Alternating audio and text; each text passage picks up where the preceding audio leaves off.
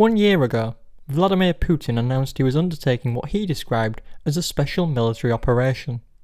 Since then, many countries, including the UK, have imposed sanctions on Russia and offered various forms of aid to Ukraine. I was in London this week asking Laurence and Chris to evaluate the UK's response. Up first, from Romford, is Laurence. That's a hard one, really, isn't it? I mean, it depends on whose side you're on, doesn't it, really? No, I'm glad they're helping the Ukrainians out, yeah, personally.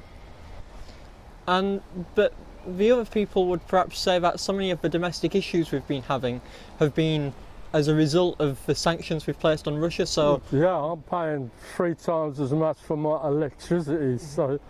Yeah, it's...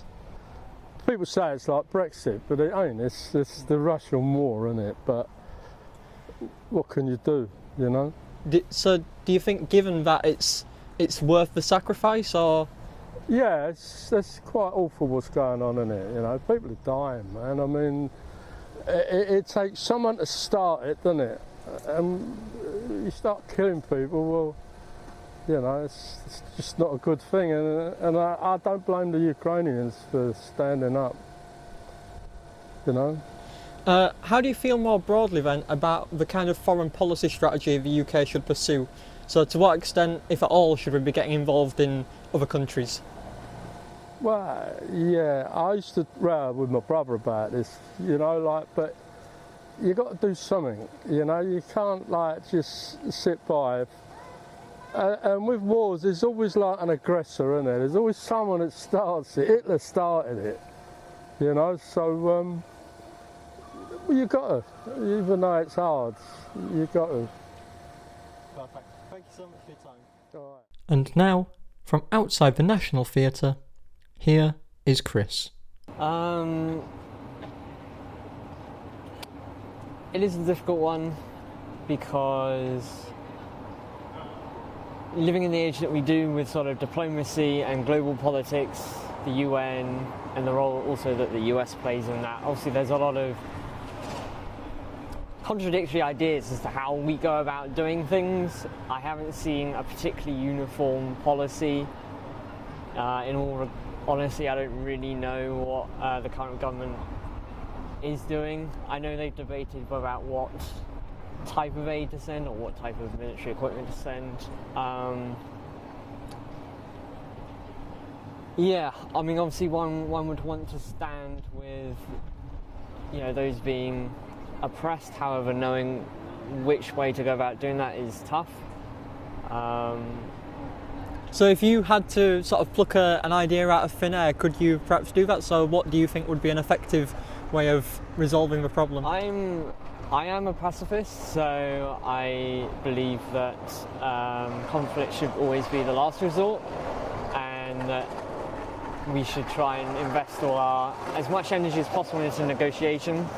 And that's why I think things like the UN should come in. I think we should be a more positive voice in leading diplomacy worldwide.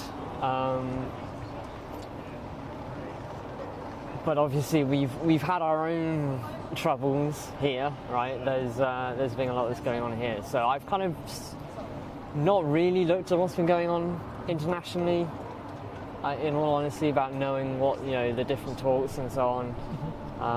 One can easily get lost in that. I've been keeping a slightly keener eye on domestic politics.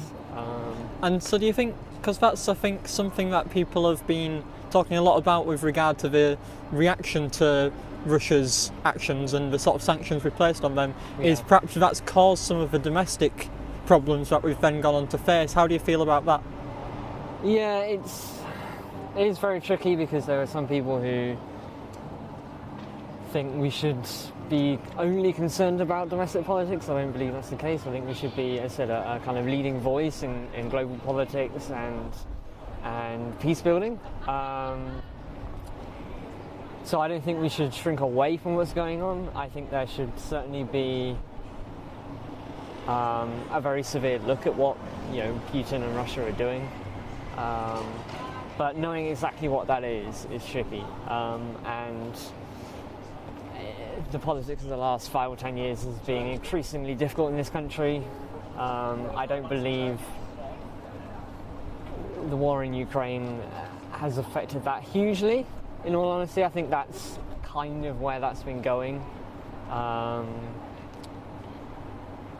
We're still rumbling on about Brexit, trying to solve that problem, and we're going through prime ministers quicker than milk at the moment. But